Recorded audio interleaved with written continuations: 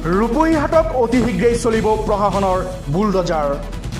নগাঁও জিলা চামগুৰি ৰাজচক্ৰৰ খাটোৱাল মৌজাৰ ভকতগাঁও কিচামতৰ 12 নং গ্ৰেজিং ৰিজাৰ্ভৰ বেদখলকৃত ভূমিত চলিব উচ্ছেদ অভিযান। ইতিমধ্যে প্ৰশাসনে জাননী প্ৰেৰণ কৰিছে বেদখলকৃত লোকলৈ। 38 বিঘাৰ ভূমি প্ৰায় ৭৫টা পৰিয়াললৈ জাননী প্ৰেৰণ কৰিছে চামগুৰি ৰাজচক্ৰই। 15 দিনৰ সময়সীমা বান্ধি দিছে প্ৰশাসনে। বেদখলকৃত ভূমি খালী কৰিবলৈ অন্যথা চলিব উচ্ছেদ অভিযান। জাননী লাভ কৰাৰ পিছতেই হাহাকাৰ পৰিৱেশ বিৰাজ কৰিছে বকতগাঁৱত বেদখলকৃত লোকৰ মাজত। News desk report M news 24। উচ্ছেদ লৈ যি গ্ৰেজিং ৰিজাৰ্ভৰ 38 বিঘা মাটি উচ্ছেদ জাননী দিয়া প্ৰশাসনে দিছে। না, তৰুণ গগৈৰ পুতেক গৌৰৱ গগৈ কংগ্ৰেছৰ সভাপতি হোৱাৰ পিছত অসমত য'তেই সংখ্যালঘু এলেকাত উচ্ছেদ হৈছে, বিশেষকৈ বংগীয় মূলৰ মুছলমান, বেংগলী স্পিকিং মুছলমানৰ য'তেই উচ্ছেদ হৈছে, সেই সম্পৰ্কেতো তেখেতে মাতাৰ কোনো অধিকাৰ নাই নহয়। কাৰণ তেখেতৰ দেউতাকে 2011 চনত কি আইনটো পাছ কৰি গৈছে তেখেতে নাজানে নেকি? আৰু সুপ্ৰিম কোৰ্টৰ সিদ্ধান্ত থকাৰ পিছতো তৰুণ গগৈ ইচ্ছা কৰিলে 15 বছৰত এই মানুহখিনিক অল্টাৰনেটিভ এটা জাগা ঠিক কৰি এইবিলাক মানুহক এটা বহাৰ জাগা কৰিব দিব পাৰিলেহেঁতেন। এই কথাবিলাক মানে গৌৰৱ গগৈৰ জনা আছে। গতিকে গৌৰৱ গগৈ এই সম্পৰ্কে একো কথা নকয়। গৌৰৱ গগৈ ক'ব নেপালীসকলৰ কিবা সমস্যা হ'লে সেইটো চিঠি লিখিব চেন্ট্ৰেল গভৰ্ণমেণ্টলৈ। দুই চাৰিটা মানুহৰ যদি মানে হেৰি হয়, মানে আপোনাৰ নেপালী মানুহৰ বা অন্য কমিউনিটিৰ হয়, সেইটোৰ কাৰণে চিঠি লিখিব। কিন্তু অসমৰ সংখ্যালঘু বিশেষকৈ বেংগলী স্পিকিং মুছলমানৰ সম্পৰ্কে একেটা কথা নকয় নহয়। আৰু তেখেতৰ দেউতাকে যোৱা 15 বছৰত কি কাম কৰি গৈছে ইয়াৰ ক্ষতিয়ন্ত ৰকিবুল হুছেইনেও জানে। আজি মৰহুম ছাপ্লাই মিনিষ্টাৰ নাই নজৰুল ইছলাম, তেখেতসকলেও জানে। নুৰুজ্জামান চৰকাৰেও জানে। আৰু যিসকল কংগ্ৰেছত আছিল তেখেতেও জানে, ময়ো জানো। মই 2006ৰ পৰা 11লৈকে বিধায়ক আছিলো। তৰুণ গগৈ নেতৃত্বাধীন চৰকাৰত কি ঘটনা হৈছে, কি কাম কৰি থৈ গৈছে। আৰু হেমন্ত বিশ্ব শৰ্মা আছিল তাৰ সোঁহাত, আৰু বাওঁহাত আছিল ৰকিবুল হুছেইন। গতিকে হেমন্ত বিশ্ব শৰ্মা বহুত কথাইতো তেখেতৰ পৰা শিকি লৈছে নহয়, আৰু এটা সুযোগ পাইছে আজি। এতিয়া সংখ্যালঘুৱে কি ভাবিব? এতিয়া সংখ্যালঘু 15 বছৰ কংগ্ৰেছৰ আৰে কেনেকৈ সি মেয়াৰ পক্ষত আছে? তেওঁৰ দেউতাকো মেয়াৰ পক্ষত নাছিল নহয়। তেখেত কেনেকৈ মেয়াৰ পক্ষত থাকিব? মেয়াৰ পক্ষততো কোনোদিন নাছিল। আজি কংগ্ৰেছ প্ৰেচিডেণ্ট হোৱাৰ পিছত এতিয়া দায়ী কি? কংগ্ৰেছৰ কোনটো ষ্টেটমেণ্ট আছে? এই উচ্ছেদ যি চলি আছে, এতিয়া দায়ী কোন হ'ব? না, এই উচ্ছেদৰ শুনক, বিগত দিনত যদি আজি স্বাধীনতাৰ 70 বছৰৰ ভিতৰত আজি এই মানুহবিলাকক যদি কংগ্ৰেছে বেছি সময় শাসন কৰিছিল, স্বাধীনতাৰ পিছত একেদাৰে 37 ইয়াৰ্ছ পাৱাৰ কনজিউম কৰিছিল কংগ্ৰেছে। এই অসমতে 78তে প্ৰথম মানে আপোনাৰ গোলাপ বৰবৰুৱাৰ নেতৃত্বত এটা চৰকাৰ হৈছিল।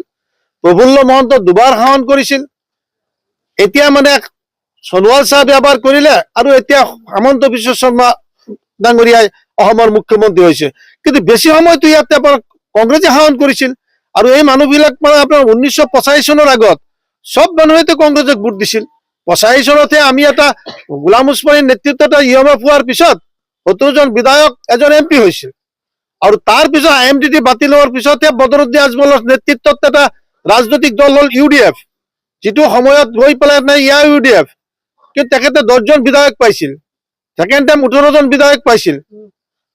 তেখেত প্ৰতিবাদ বাকী সময়তো কংগ্ৰেছকে আমাৰ মানুহে ভোট দিছে। দায়ী কি কংগ্ৰেছ? আমাৰ মানুহৰ পাত্তা নোপোৱাৰ দায়ী কংগ্ৰেছ। কাৰণ ব্ৰিটিছ ইণ্ডিয়াত ছাৰ ছাদুল্লাৰ নেতৃত্বত 1936 চনৰ পৰা 1942 চনলৈকে আপোনালোকে জানে 7টা গভৰ্ণমেণ্ট হৈছিল। তাৰ ভিতৰত 5 বাৰ মুখ্যমন্ত্ৰী হৈছিল ছাৰ ছাদুল্লা, আৰু 2 বাৰ হৈছিল গোপীনাথ বৰদলৈ। আৰু সেই ব্ৰিটিছ ইণ্ডিয়াত আমাৰ এই মানুহখিনিক যেতিয়া আমদানি কৰিছিল, আমিতো কনৌজৰ পৰা অহা নাই, ব্ৰহ্মদেশৰ পৰা অহা নাই, আমি হেৰিৰ পৰা অহা নাই, আমি চাইনাৰ পৰা অহা নাই, আমি আপোনাৰ গৌৰৰ পৰা অহা নাই।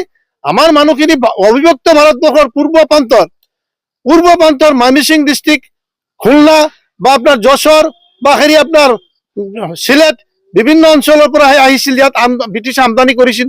আৰু ব্ৰিটিছৰ দিনত তেতিয়াই মানে এই মানুহবিলাকক 6,53,000 18 জন মানুহক পাত্তা দিছিলে। কোন গভৰ্ণমেণ্ট? সেইটো ব্ৰিটিছ ইণ্ডিয়াৰ যিটো গভৰ্ণমেণ্ট আছিলে।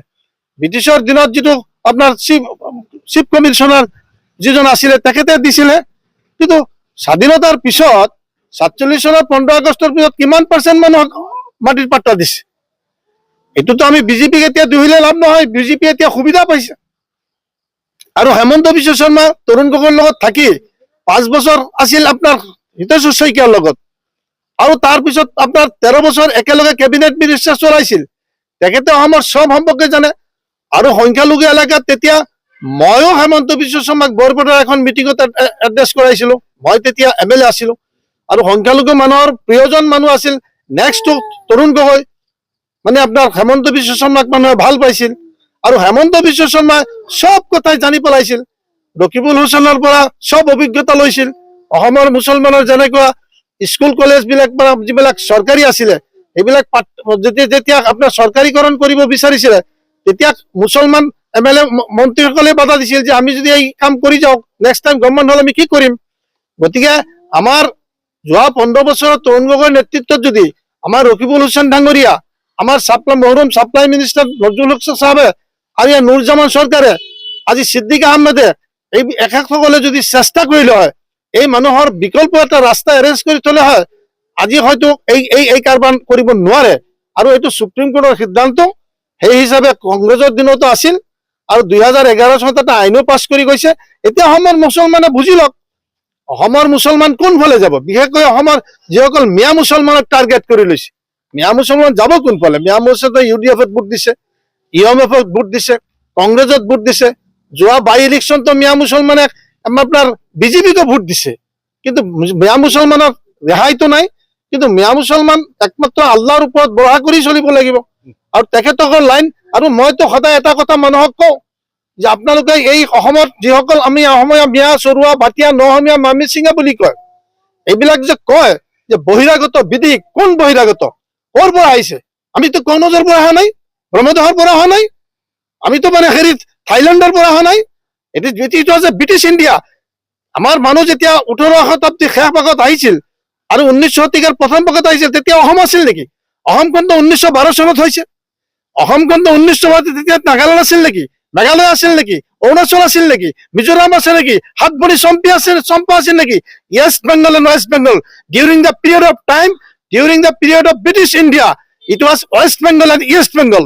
গতিকে আমি ৱেষ্ট বেংগলৰ এটা পাৰ্টৰ পৰা আমাৰ মানুহখিনি আমদানি কৰা হৈছিল খেতি বাতি কৰাৰ কাৰণে, মৰাপাট উৎপাদনৰ কাৰণে, শস্য উৎপাদনৰ কাৰণে।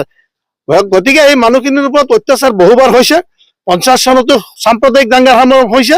এই মানুহখিনিৰ ওপৰত 60 দশকত বিমলা প্ৰসাদ চলিয়াৰ দিনত পাকিস্তানী নামত বহুত অত্যাচাৰ হৈছে। এই মানুহখিনিৰ ওপৰত নোটিছ পৰ্ব গৈছে। এই মানুহবিলাকক বহুত হিয়াৰিং দিব লগা হৈছে। NRCৰ নামত পৃথিৱীত ক'তো NRC নাই। তৰুণ গগৈৰ নেতৃত্বৰ চৰকাৰ তাত NRC আহিছে, আৰু কিমান হিয়াৰিং দিব লগা হৈছে। আৰু এতিয়া সোণোৱালৰ দিনততো ইভিকশ্যন হলেও এনেকুৱা অৱস্থা হোৱা নাছিল। আজি হেমন্ত বিশ্ব শৰ্মাইতো চেলেঞ্জ কৰি লৈছে, মিয়াসকলক শান্তিত থাকিব নিদিলে, মিয়াসকল শান্তিত থাকিব নে অশান্তিত থাকিব, সেইটো দায়িত্ব অসমৰ মুখ্যমন্ত্ৰী নহয়, সেইটো দায়িত্বত ওপৰত একদম বহি আছে তেখেতৰ দায়িত্ব। গতিকে আমি বিশ্বাস কৰো, আমি ভৰসা কৰো আল্লাহৰ ওপৰত।